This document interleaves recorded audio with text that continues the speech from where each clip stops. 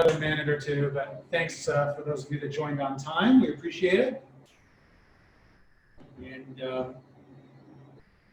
think most everybody here knows me, but I'm John Spevack. I'm married to Kathy, work at Bollinger, and also a longtime fourth-week-old camper, going on 25 or so years at this point.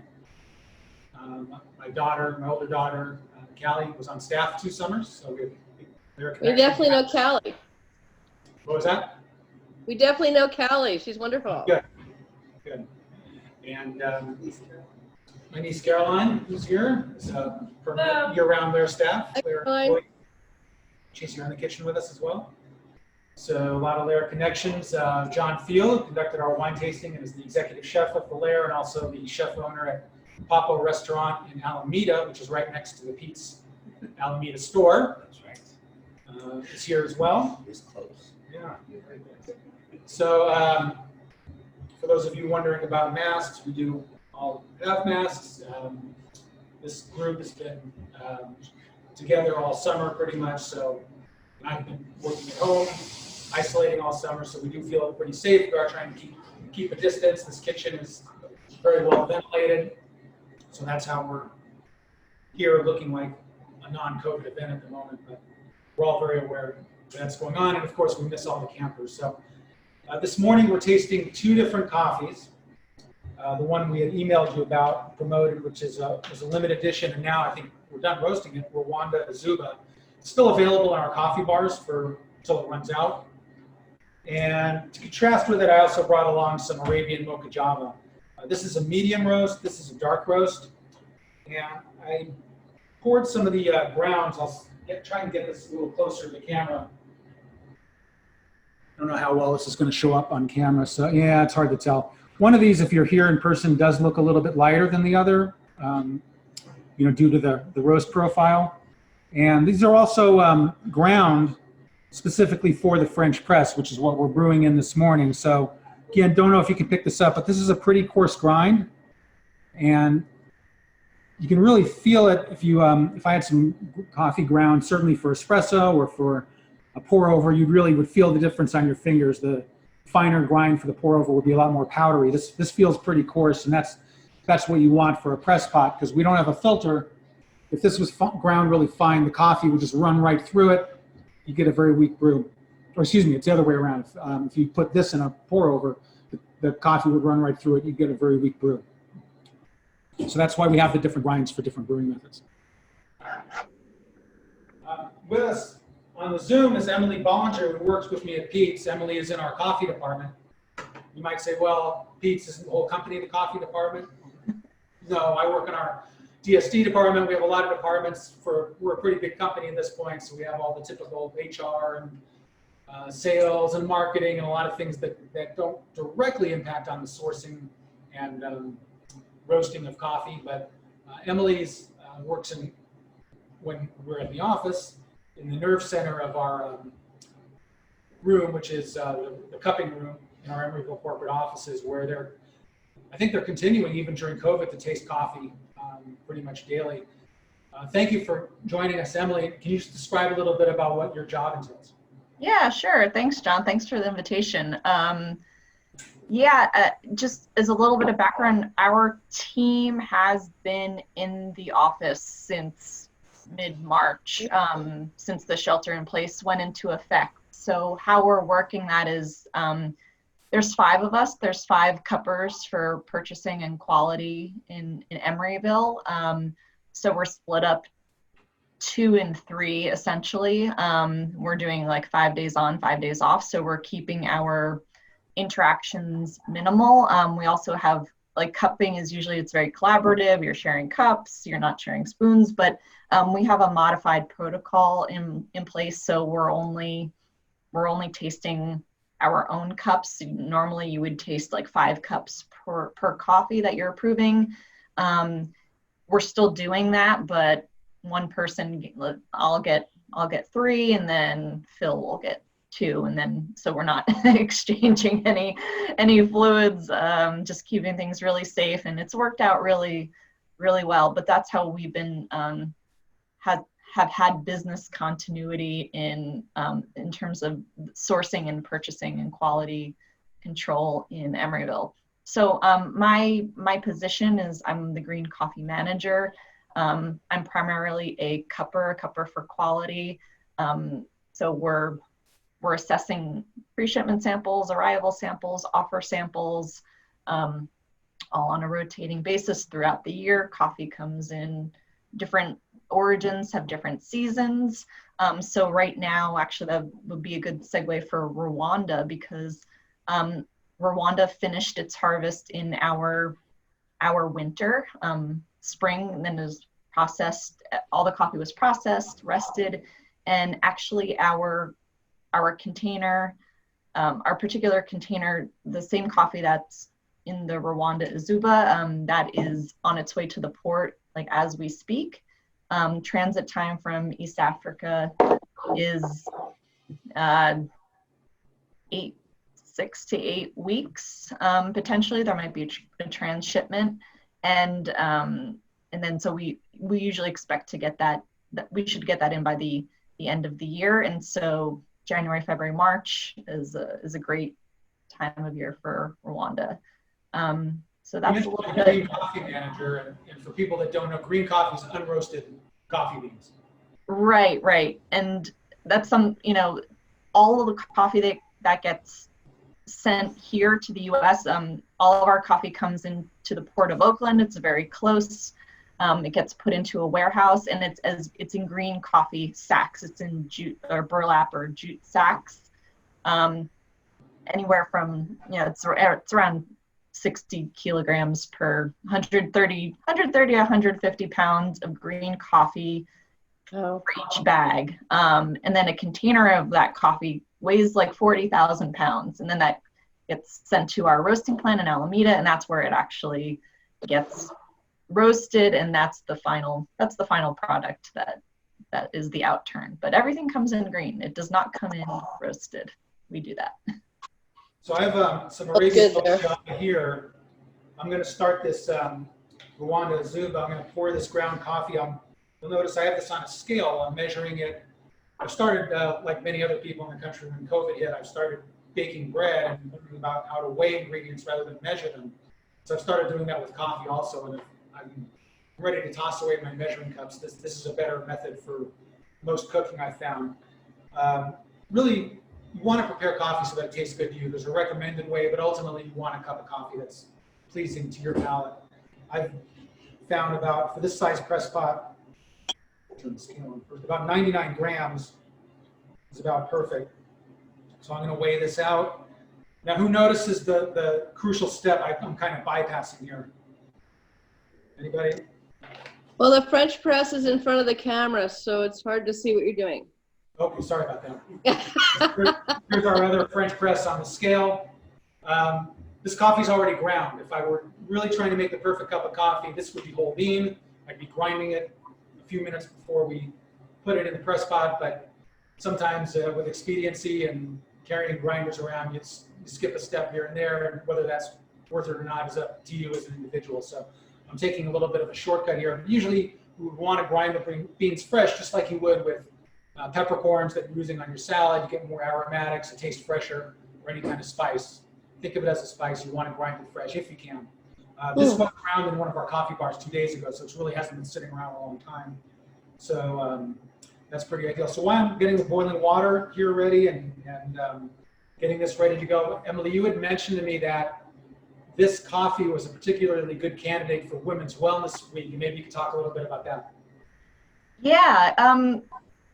Sometimes when we decide on a coffee, sometimes the lead time is a few months, and we're like, okay, we knew we wanted to highlight Rwanda in retail.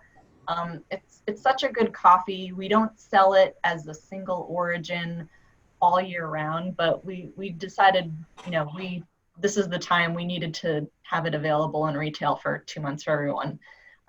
So we purchased Rwandan coffee from a few different supply chains, but this coffee in particular that we earmarked for this special, we actually roasted as I think it was an online, a Peets.com exclusive last year. It was called Rwanda Ejoheza. Ejoheza is a women's group in Rwanda. They're part of a larger cooperative. In coffee, you can have smallholder farmers, cooperatives, and then like single estates. Those are kind of the three main groupings of coffee growers. So this is a cooperative. The larger cooperative is called Kopakama. They're in Rwanda, but the women's group is called Ejoheza. We met one of their liaisons, who's a woman by the name of Ruth Ann Church. She's out of Ann Arbor, Michigan, and she's lived in Rwanda she lives in the U.S. currently, but she has lived in Rwanda and has this relationship with this group of women farmers. So while last year we featured Ejoheza by itself, when we were kind of deciding on this special, we wanted to do Rwanda, and we looked at the coffees that we had in, and we're like, hey, let's use this Ejoheza. And it's a container of coffee. It's about 40,000 pounds of green coffee. But what happens is these women, they all have their own plots. They all have their own land. As you probably know, with the Rwandan genocide that happened back a few decades ago, a lot of the population of Rwanda is, well, one, it's very young, but then it's also female because, many women lost their husbands and their sons, and it's this super interesting and long history story that I won't go into. But so these women, there's probably, I don't know the exact number, but there's a few dozen women who all contribute coffee to this one container. Sometimes they have two, depending on the crop season. And this Rwandan coffee is just, it's so good. We just tasted the pre-shipment sample a few weeks ago for the new container that's coming. Rwanda is great because it has for me, it has a very distinct, like a tart cherry. It's a very acidic coffee. If you brew it and then you let it cool down, that acidity and that fruitiness, like it stays, it doesn't flatten out. So it's a very bright coffee. It's very, it has this great tart cherry note. Sometimes it's like a cranberry. And we knew that this was going to be, the Rwanda goes into some of the blends we have, but we knew we wanted to feature this by itself as a single origin. Okay, so we're about ready to pour this. So I did a couple of things a little bit different than I might normally do. One is I took the boiling water and I poured it directly into the coffee right after I picked it up off the heating element, right after it got done boiling. Normally down in Emeryville, which is about 20 feet above sea level, we would want to let that coffee cool down for about 30 seconds down to about 200 degrees. Here in Pinecrest, we're at 5,500 feet, and water boils at 201 degrees. I looked it up this morning, didn't know that off the top of my head. I knew it was a lower temperature.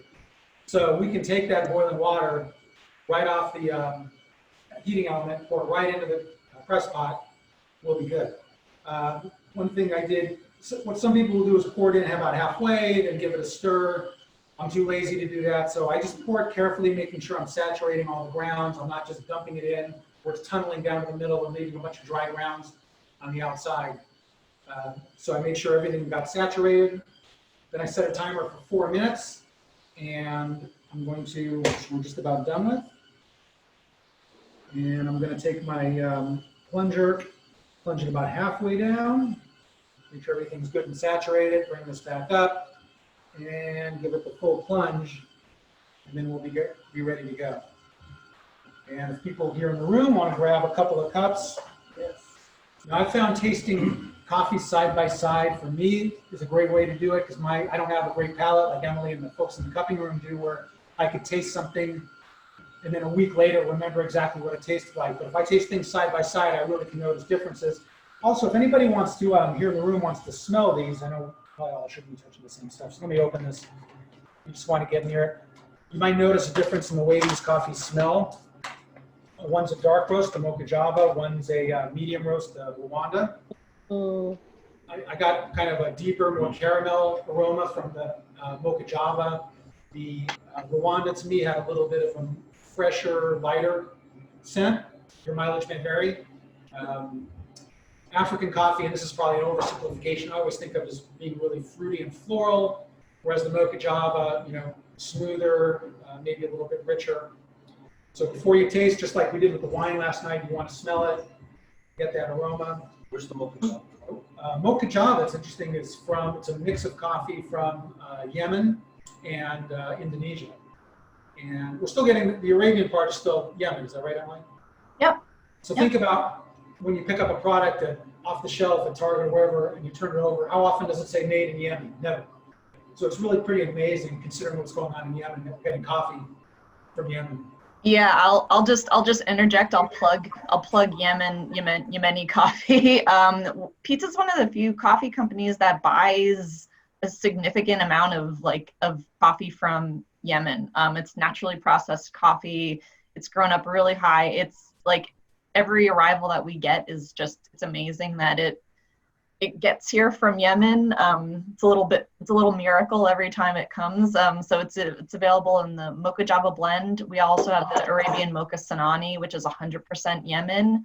And then during the holidays, people look out for our red Mocha Haraz, which is also a very exclusive micro lot of Yemen coffee. Okay, my plug's done. All right, so I know at home, maybe you're tasting this coffee, maybe you're tasting something different, but we're going to take our, I think it's the Mocha Java. We've got to keep track of what's what, and just give it a smell. And when you taste, just like with wine last night, you want to slurp it perfectly fine, get some oxygen, get it on different parts of your tongue and your mouth, and taste what you can taste. So let's give that a try.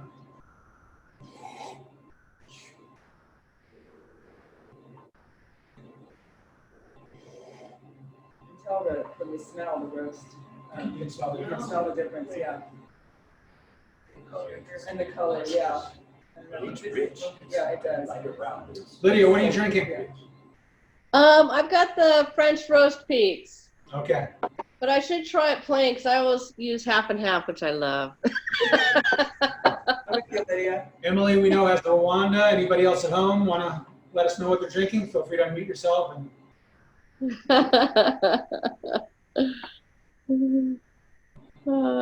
So John, last year you were saying that you left the coffee and the water together for like 3.5 minutes, and you just said 4 before you plunged. Do you have a preference? Have you changed it to 4? I've been doing 3 all along, and I was rereading our website instructions on Presspot Brewing this morning, and it said 4. So that's why I said 4. Yeah, I'm amazed you remember that. So I found it to be pretty forgiving, at least for my palate. If you let it go 30 seconds longer, it's still delicious. So you can play around, experiment with it, see what tastes best to you. This is coming out really good. So What happens if you let it go for 2 minutes longer? Does it just intensify it might through, or it might get a little bitter, a little over extracted. Okay. Yeah. Yeah. Great. And I know this is all like this 200 Taking degrees notes. longer. Hey, there's John. 200 degrees water and the 4 minutes. That's all been tested over the years, and that's found to be the recommended. But again, do what tastes good for you. What do you do? 4 minutes, Emily? Yeah, I would say I love the French press. I'd say the French press is probably the most forgiving brewing method. It's an immersion method, which means that the coffee grounds and the water, they're all together in that slurry before you plunge it down.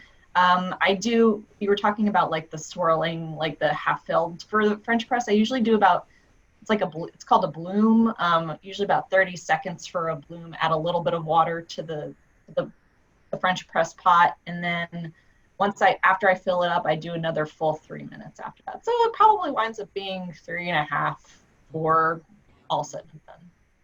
That's great. what is the purpose of that balloon? I've seen that done. Well, it's just the coffee has residual gas in it that's coming out when it's not water. So good fresh coffee, you'll get that bloom. And you want to release that and get rid of it and then move on? Right. Yeah, it's a little bit more. You'll see it done more. I made a Chemex of the Rwanda. You'll see the bloom part of the brewing process more with a pour over, like a manual pour over method like that. It's not required in a French press, but it's become habit. I don't think if you were to have a coffee that you made in a French press and one was with a bloom and one without a bloom, I don't think you'd be able to tell the difference. I don't think I would. Well, do you actually see it? Is it like the froth when you're stirring in the grounds? Is that the bloom? Yeah, it's very light colored. It's like a gurgling, like it's like a bubbling up of, if you've ever seen like a hot spring, like when it kind of like gurgles up, the bubbles of the gas just kind of, they bubble up, and then it's a combination of CO2 and the coffee grounds, and it's a little bit lighter color because you're diluting that dark roasted color. Yeah. Oh, okay. So if you get a Peet's bag, not these at our coffee bar, if you get one through our mail order or at the grocery store, you'll notice it has a valve in the middle, and that's to allow, we're taking very fresh coffee and we're putting it right in the bag, nitrogen flushing to get all the oxygen out, and then the coffee will continue to off gas for several days, and if we didn't have that valve there, the bag would puff up and could eventually explode. So we don't want any air to get in, so that's a one-way valve that allows that gas out without any air in. And what about the water temperature? What happens if we put 212 degrees on it? Does it harm the coffee? You could scald it a bit, and you're not going to get the optimum flavor. I couldn't tell you the exact science behind it, but we've I think a lot of testing over the years. I think 195 to 200 is right about there. So a good rule of thumb, again, if we're down home, 30 seconds off the boil. Let it come down. Yeah. One of the advantages of pine press is we don't have to wait that 30 seconds. And if the water's too cold, what could be the problem there? Just not. It won't extract the oil and flavor enough in the short time. I think for a cold brew, you could eventually it would do it maybe, but for a hot coffee like we're drinking this morning, you wanted it up to 195 to 200. What are you guys noticing the difference between the coffees here in the room? I mean, I can taste the difference. I just wouldn't be able to tell you what's different about it. Somebody else has more technical thoughts on it. I taste that lightness and some of those tartar berry notes that she mentioned. Yeah, I taste the tartness too. We have a coffee once a year for about a month or so called Ethiopian Supernatural. That's probably my favorite. It's got a real berry zing to it. It's the fruit is allowed to dry on the bean, and it stays on the bean for a long time before it's eventually washed off. You really taste that fruit in the coffee. And that one, if you taste that alongside, say, a Garuda or a really smooth washed coffee, you'll notice that big difference between the fruit and the non-fruit there. Yeah, the Rwanda is a washed. I don't know if I broadly mentioned that, but the Rwanda is a washed coffee, like many of our coffees, except for the Sumatra and Yemen, Brazil, those are natural process. Sumatra's wet hold. This Rwandan coffee is a washed process coffee, but John, as you said, the supernatural, natural process Ethiopian, like smack you over the head with a frying pan, like just fruit, wild fruit, very aromatic. You can't miss that coffee. You can't ignore that coffee. It'll be back in January, February. What's the washed process of coffee? So coffee is grown on a tree. It's technically a shrub. It's a cherry, like a cherry fruit. So the beans are actually the seeds of the coffee cherry, and they're like this in the cherry itself. Like John explained, have a natural processed coffee is once the ripe cherries are picked, picked off the tree, they are dried. They are dried with the fruit on, and then the fruit is removed to have to reveal the green coffee beans in the parchment. For the wash method, they're also picked ripe, but they go to what's called a wet mill.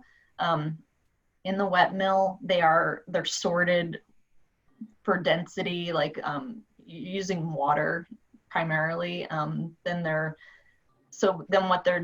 depulped, so the fruit, that fresh fruit, is taken off of the coffee bean itself. Okay. And then but remaining on that parchment, there's it's called a honey. It's a sugary coating. And then those coffee beans, they go into a fermentation tank, and they go through a natural fermentation. There's no yeast or anything added like you would in wine. I know you guys I heard there was a wine tasting, so you may have talked about wine fermentation.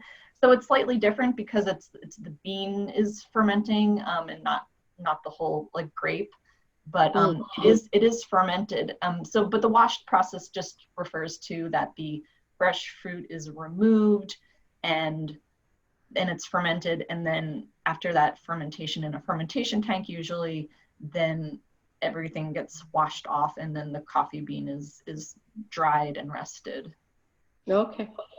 prior to shipment. Yep. Thanks. Yeah. Well, we're almost at the end of our allotted half hour here. Does anybody else have any questions for Emily or myself, or any comments?